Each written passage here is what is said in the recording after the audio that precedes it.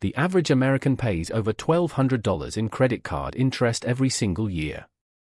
But here's what the banks don't want you to know: 90% of people who call to negotiate their interest rate successfully get them lowered. Yet only 8% of cardholders ever make that call. Today, I'm going to show you exactly how to be part of that winning 8%. Let's start with the psychology behind why this works. Credit card companies are businesses built on relationships, not just transactions. When you call them, you're not talking to a machine, you're talking to a human being who has the power to help you. This taps into what psychologists call the reciprocity principle. When someone asks for help in the right way, our natural human instinct is to assist them. Throughout history, successful negotiators understood one crucial truth: preparation is everything. Before you pick up that phone, you need to gather your ammunition. Pull up your payment history, know your current interest rate, and research what rates other companies are offering. This isn't just data, it's your negotiating power. Knowledge transforms you from a desperate debtor into an informed customer. Here's where religious wisdom meets financial strategy. Many faith traditions emphasize the power of humility combined with honest communication. When you call your credit card company, don't demand, ask. Don't threaten, explain. Start with something like, "I've been a loyal customer for X years, and I'm hoping you might be able to help me with my interest rate."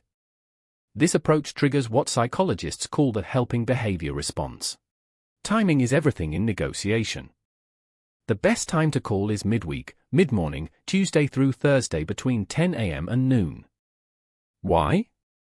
Call center representatives are less stressed, more rested, and have more time to actually help you. Avoid Mondays, Fridays, and end-of-month periods when agents are swamped and under pressure. Now comes the conversation itself. Here's your script framework. First, establish rapport. Mention how long you've been a customer. Second, state your request clearly. You'd like a lower interest rate. Third, provide your reasoning. Maybe you've received other offers, or you're working to pay down debt faster. Fourth, and this is crucial, ask what they can do to help you stay as a customer. Psychology teaches us about the power of social proof. Don't just ask for a lower rate, be specific. Say something like, "I've seen rates as low as 15% for customers with my credit profile. Is that something you might be able to match?" This gives the representative a concrete target and shows you've done your homework. Specificity signals seriousness. If the first representative says no, here's where historical persistence pays off. Politely ask to speak with someone in the retention department. These are specially trained agents whose job is to keep customers happy. They have more authority to make deals. Say, "I understand you might not be able to help, but could you transfer me to someone in customer retention who might have more options?" Here's a psychological trigger that works remarkably well: the fear of loss. Without being dishonest, you can mention that you're considering consolidating your debt or moving your balance to a card with a better rate. This shifts the conversation from, "Can we help this customer?" to, "How do we keep this customer from leaving?" Loss aversion is one of the strongest human psychological drivers. Sometimes negotiation requires patience. If they can't lower your rate immediately, ask about temporary programs. Many companies offer hardship programs, payment holidays, or temporary rate reductions that aren't widely advertised. These can provide breathing room while you improve your credit score or pay down balances. Always ask what other programs might be available to help customers in my situation. Document everything. Get the representative's name, the date, and confirmation of any agreements in writing.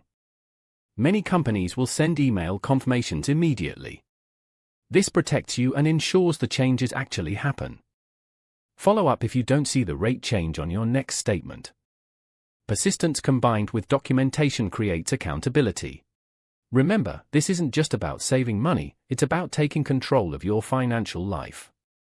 Every percentage point you negotiate off your interest rate saves you real money that stays in your pocket. The worst they can say is no, but the statistics show they usually say yes. Make that call. Your future self will thank you. And if this helped you, share it with someone else who's paying too much in credit card interest.